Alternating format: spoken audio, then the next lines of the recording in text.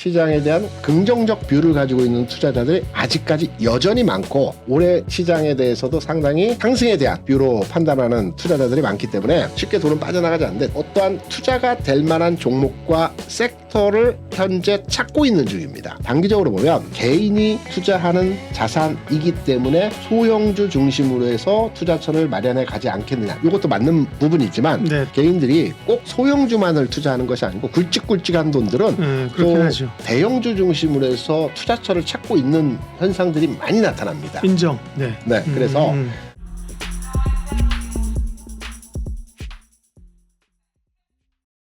예민수의 경제 토크 KR 리서치 김대준 대표님 오셨는데요. 최근에 고객의 탁감이 늘고 시장에 이제 자금들이 좀 들어온다고 말씀을 하셔서 그러면 그것이 시장에 어떤 질적인 변화들을 가져오고 어떤 종목들을 봐야 될 것인가를 얘기를 할 텐데 고객의 탁금이라는 게 외국인들이 주식을 사려는 돈이 아니고 기관들이 사려는 돈이 아니잖아요. 그렇죠. 개인들이 주식을 사기 위한 자금이잖아요. 그죠? 맞습니다. 그러니까 주가가 오르면 느는 경향이 있고 그죠. 네. 빠지면 주는 경향이 있어요. 맞습니다. 후행성이 있는데 어쨌든 최근에 예탁금이 연말 연초돼서 늘었다. 네, 맞습니다. 개인의 자금이 늘었다. 네. 그럼 결국 중소형주가 가는 건가요?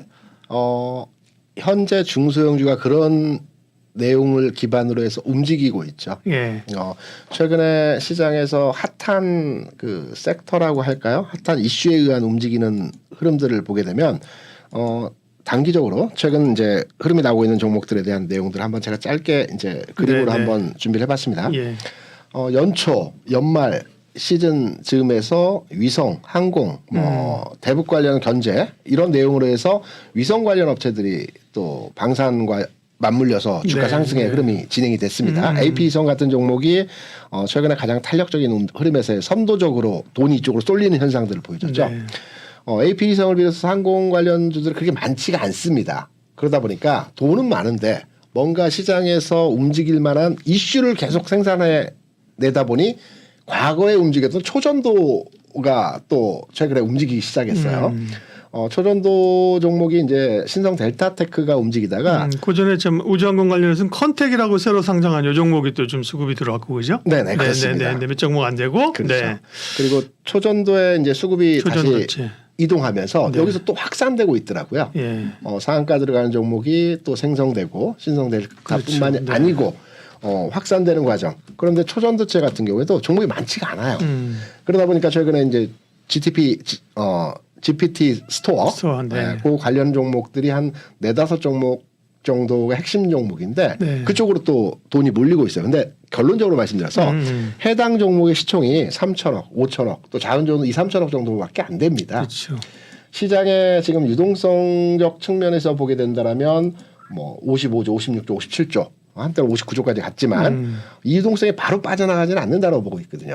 왜냐하면 시장에 대한 긍정적 뷰를 가지고 있는 투자자들이 아직까지 여전히 많고 올해 시장에 대해서도 상당히 그 상승에 대한 뷰로 판단하는 투자자들이 많기 때문에 쉽게 돈은 빠져나가지 않는데 어떠한 투자가 될 만한 종목과 섹터를 현재 찾고 있는 중입니다. 단기적으로 보면 말씀하셨던 대로 개인이 투자하는 자산이기 때문에 소형주 중심으로 해서 투자처를 마련해 가지 않겠느냐. 이것도 맞는 부분이 있지만 네, 다 맞는 말은 아니죠. 뭐 1차전지 같은 경우 사실은 그렇죠. 뭐 개인들이 주도했지만 뭐 사실 큰 주도주를 형성했잖아요. 네. 예, 예. 과거에 2020년도, 21년도 이때 삼성전자가 장중에 10%, 12%까지 올라갈 때 네. 이때 개인 투자자의 75조 원에 육박하는 예탁금을 기반으로서 주가를 밀어 올렸거든요. 네. 개인들이 꼭 소형주만을 투자하는 것이 아니고 굵직굵직한 돈들은 그렇긴 또 하죠. 대형주 중심으로 해서 투자처를 찾고 있는 현상들이 많이 나타납니다. 인정. 네. 네, 그래서 지금은 소형주는 제가 판단할 때는 지수가 조정하는 과정에서 일단 약간 그들만의 리그가 있고 네네. 그죠? 네, 네. 전 눈속임이라고 표현을 합니다. 왜냐하면 저는 기본적으로 좀 약간 큰 종목들에 선호하고 투자를 하는 게 바람직하다고 생각하는 관점이 있기 때문에 예. 눈속임 과정에서의 흐름이고요. 대형주 내에서의 흐름을 우리가 잠깐만 되짚어 보더라도 최근까지 자동차 좋았습니다.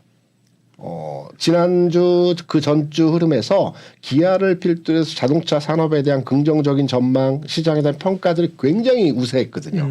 그래서 주가가 한 4-5일 빠지면서 자동차에 대한 얘기들이 싹 들어가 버렸어요. 그리고 나서 헬스케어 굉장히 좋았지 않습니까? 헬스케어 같은 경우에도 SK 바이오팜을 필두로 해서 셀트리온, 삼성 바이오로직스 등등등의 그 헬스케어 관련주, 제약주동 한미약품 같은 종목들 이렇게 이전되면서 흐름들이 굉장히 좋았습니다. 그런데 이것도 마찬가지로 한 2, 3일 조정받으면서 이게 싹 들어가 버렸습니다. 기본적으로 시장의 축이 움직이기 위해서는 이러한 흐름에 있는 종목들이 또 간다라는 내용으로 시장을 판단하고 있거든요. 이 풍부한 유동성을 기반으로 해서 갈 데 없는 돈들이 뭔가를 사야 되겠는데 삼성전자는 아직까지 완전하게 확인된 과정에서 주가 흐름도 아니고 그리고 가격적으로도 조금은 부담스러운 뭐 77,000원, 8만 원 수준이라고 한다면 여기서 올라봐야 9만 원인데 9만 원까지 올라간다 하더라도 이 9만 원까지 올라가는 과정에서 다른 종목으로 수익률을 확대시키는 게 더 수익률 측면에서 유리하기 때문에 다른 종목으로 수익률 내다 손실 나니까 뭐. 그럴 수도 있죠. 네. 그래서 네. 지금 갈 수 있는 그 유동성 풍부한 유동성 자금들이 예. 투자처들을 찾고 있는 겁니다. 그래서 조정받고 있는 섹터들에 대해서 우리가 조정받고 있기 때문에 이 종목 끝났어라고 판단하는 것이 아니고 1차로의 시그널을 줬기 때문에 이 종목들이 다시 갈 수 있는 지점에서 흐름들이 나타날 수 있다라고 판단하는 겁니다. 그런 시각에서 그러면 좋게 보시는 기업들 좀 얘기해 주세요. 네. 첫 번째로 저는 이제 플랫폼 기업들에 대해서 굉장히 긍정적으로 판단을 하고 있습니다. 네. 우리가 네카오 많이 얘기하지 않습니까? 물론 횡보하다가 이제 상승 흐름으로 전환되는 모습이 나타나기도 했지만 네. 플랫폼 기업들에 대한 흐름을 판단해 보게 되면 잠깐 그림을 한번 준비를 했습니다. 네. 한 번의 상승 이후에 등락 과정에서의 모습이 나타나고 이제 돌파 과정에서 흐름이 진행됐죠. 이 단순한 그 흐름에서의 모습뿐만 아니고 과거의 주가 상황에서의 그 흐름들을 보게 되면 통상적으로 우리가 많이 알고 있는 반도체, 전기전자, 자동차 섹터의 종목들이 일정한 구간에서 순환이 나타나고 나서 중간 단계에서 바이오나 2차전지 섹터들이 갑니다. 그리고 텀을 두고 그 네카오 플랫폼 기업들이 가는 거거든요. 이러한 패턴에서의 흐름들은 과거에도 2020년도 주가 시장이 좋았을 때 11월에 SK 하이닉스가 주가를 땡겼고요. 그리고 12월에 L전자가 상한가를 치면서 주가를 땡겼고요. 그리고 1월 4일, 1월 5일 날 기아, 현대차 그리고 현대유아 같은 종목들이 상한가를 치면서 주가를 땡겼습니다. 그리고 카카오가 바로 간 것이 아니고요. 물론 그 기간 동안 움직이긴 했지만 시장을 주도하면서 상승 그 주도주로 역할을 했던 것은 그 다음에 5월, 6월이었습니다. 그래서 플랫폼은 이러한 그 대표성 종목들이 한 번에 순환이 흐름이 나타나고 나서 약간의 텀을 두고 움직인다는 측면에서 지금 시점에서 움직일 만한 여건의 상황이 되는 것이고요. 두 번째는 최근에 이제 매매 동향 측면에서 그 네이버나 카카오 흐름을 보게 되면 외국인 투자자들이 굉장히 선호하고 있습니다. 네. 우리가 통상적으로 이제 그 시장에 대한 전망에 대한 분위기가 긍정적으로 바뀌었을 때, 그러니까 미래의 주가는 누구도 알 수 없겠지만 판단의 기준으로서 앞으로의 주가 상황이 나쁘진 않을 것이다. 이렇게 판단할 때 기본적으로 그 저평가된 흐름의 종목을 찾게 되는 거거든요. 기존까지 지수가 횡보 구간에서는 산업 동향을 판단합니다. 반도체 경기가 이번 분기 좋았고 다음 분기 어떻고 이런 내용으로의 종목 세팅을 하는데 시장이 앞으로의 점진적 그러니까 다음 달이 될지 그 다음 달이 될지는 모르겠지만 주가는 상승할 것이다. 이런 판단 근거로의 시장을 해석을 할 때에는 저평가 종목을 찾는 겁니다. 그래서 기관 외국인들이 최근에 선호하는 이 네카오 종목들의 매수가 들어오는 것은 PBR 기준으로 해서 네이버가 현재 1.5 수준이거든요. 굉장히 낮습니다. 성장 섹터에서 이차전지 같은 경우는 아마 12 정도가 되는 걸로 알고 있고요. 셀트리온 같은 경우 7, 8 정도가 되는 걸로 알고 있습니다. PBR. 네, PBR. 그래서 기업 가치 측면에서 분석을 네. 할 때 같은 성장주 sek터 내에서 2차전지나 헬스케어나 이 성장 섹터 비해서 지금 플랫폼 기업의 PBR, 기업 가치 측면에서의 내용은 1.5, 1.6이라고 한다는 것은 굉장히 저평가되어 있는 수준이기 때문에 이러한 내용을 기반으로 해서 외국인 투자자들이 최근에 매수를 들어오고 있는 지점의 해석점으로 판단되는 부분이거든요. 그래서 저평가되어진 흐름에서의 최근 내에서 순환 흐름이 반도체, 전기전자, 자동차 다음에 그 플랫폼으로 온다는 측면에서 첫 번째로 플랫폼 기업 네이버에 대한 긍정적인 전망으로 시장 흐름 전환에서 현 시점에서도 관심을 가져도 되는 지점의 종목이라고 판단을 하고 있고요. 네. 두 번째는 앞서 말씀드린 대로 헬스케어. 헬스케어에서는 뭐 여러 종목이 있겠지만 저는 SK 바이오팜의 흐름이 기존의 움직임에 있어서 가장 먼저 움직임을 보여줬던 그 주가의 상황입니다. 다른 셀트리온이나 삼바 같은 경우는 좀 더 하루 이틀 치차를 두고 뒤에 따라 움직이는 형태이거든요. 그래서 탄력적 측면에서는 SK 바이오팜이 다시 헬스케어 흐름이 바뀔 때 새로운 상승의 흐름이 진행될 수 있다라는 측면에서 여전히 관심권에 두고 현 시점에서의 가격 진행 구간에서도 노려볼 만한 지점에 있다라고 SK 판단합니다. 바이오팜은 주로 뭐 신약 모멘텀이죠. 뭐 신약이죠. 뇌전증 치료제 뭐 이런 거죠. 예, 그렇죠. 기존까지는 이제 그 바이오시밀러 쪽의 종목들이 시장에서 좀 우세했죠. 네, 네. 근데 이제 뭐 JP모건 컨퍼런스도 마찬가지지만 신약 관련한 내용들이 좀 부각이 되는 이슈가 만들어질 것 같습니다. 네. 그래서 이러한 부분들도 SK 바이오팜에 대한 투자의 가능성으로 판단되는 지점이고요. 네. 세 번째는 자동차입니다. 자동차 조정폭이 비교적 생각보다 좀 크게 빠졌습니다.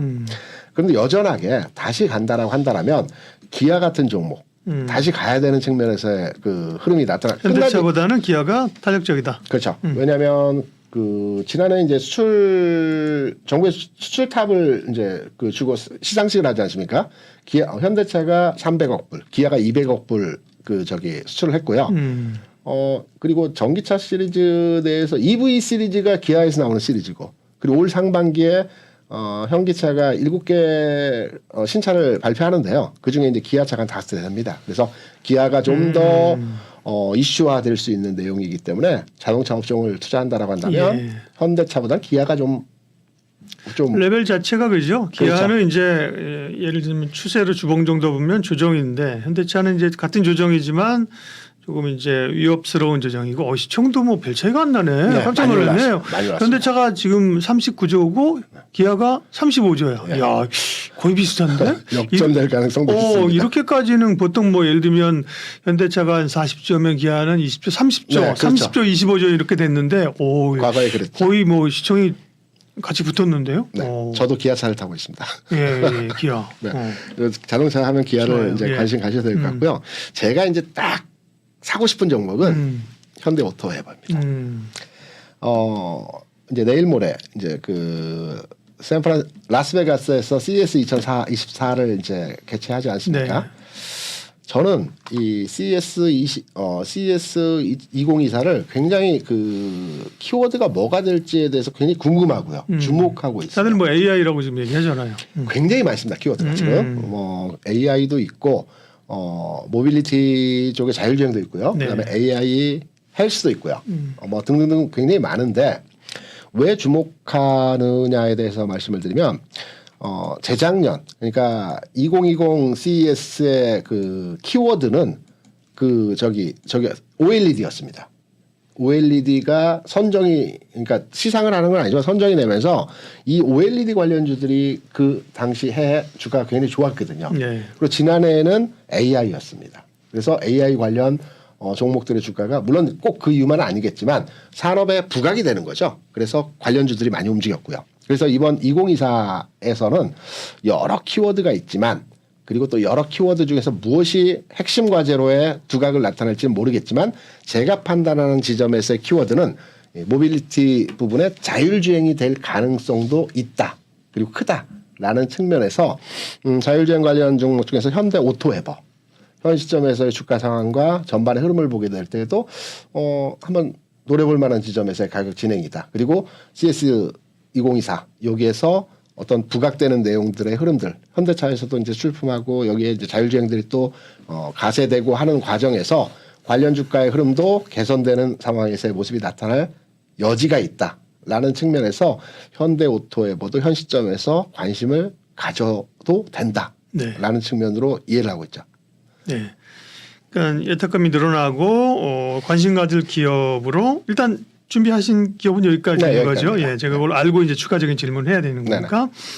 플랫폼 쪽에서 네이버를 얘기하셨고 네이버 카카오 뭐 굳이 카카오는 안 좋아서라기보다 플랫폼의 대표주로서 네이버를 보신 거죠. 그렇죠. 네. 둘 중에 꼽으라면 네. 네이버가 조금 낫다는 얘기죠. 네.